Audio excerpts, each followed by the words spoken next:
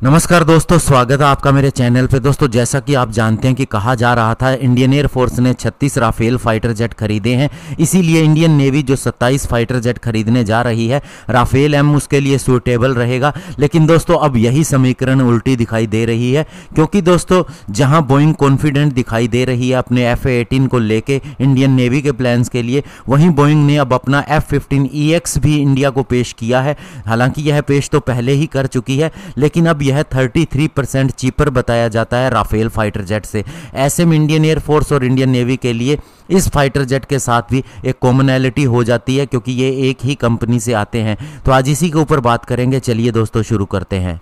तो दोस्तों, Steve Parker जो कि वाइस प्रेसिडेंट और जनरल मैनेजर हैं Boeing defence space and security के बॉम्बर और फाइटर डिवीजन में, उन्होंने कहा है कि F-15EX एक अपग्रेडेड वर्जन है, मॉडर्नाइज वर्जन है 4th जनरेशन F-15 का, और साथ ही ये $80 मिलियन यूनिट प्राइस के हिसाब से आ रहा है। यानी कि दोस्तों, अभी जो उन्होंने कहा कि जो सप्लाई चेन की प्रॉब्लम चल रही है, इन्फ्लेशन चल रही है और डिफेंस इंडस्ट्री के अंदर अभी हर एक चीज़ का प्राइस बढ़ा है, उसके बाद में भी यह इतने चीपर प्राइस के ऊपर आ रहा है।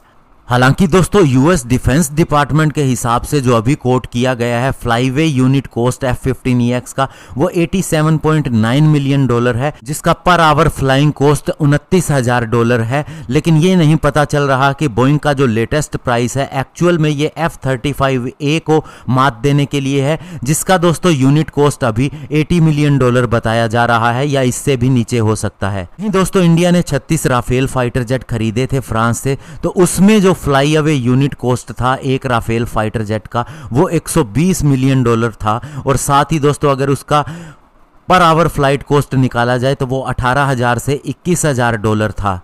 तो ऐसे में अगर F-15EX का अगर पर यूनिट कॉस्ट $80 मिलियन आता है, तो ये राफेल से काफ़ी ज़्यादा कम है। और ये जो कॉस्ट बोइंग ने दिया है, ये फ्लाईवे यूनिट का कॉस्ट है। अगर दोस्तों इसके अंदर वेपन सिस्टम भी जोड़ दिए जाए तो पर एयरक्राफ्ट का ये 98 से 110 मिलियन हो जाता है, जो कि अगर हम राफेल का काउंट करें वेपन सिस्टम के साथ में तो $220 मिलियन पर एयरक्राफ्ट का रेट हमें पड़ा था।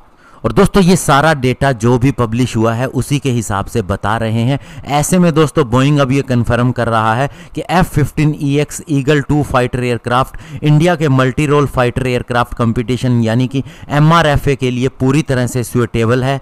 जब से दोस्तों इंडियन एयरफोर्स ने ये रिक्वेस्ट फॉर प्रपोजल जारी किया है, तभी से ये बात कही जा रही है। ऐसे में दोस्तों, अब निगाहें लगी हैं इंडियन नेवी की फाइटर जेट की प्रोक्योरमेंट के ऊपर, और उसी के आधार पर यह भी तय होगा कि आगे इंडिया MRFA के लिए कौन सा फाइटर जेट सिलेक्ट करता है। धन्यवाद। जय हिंद।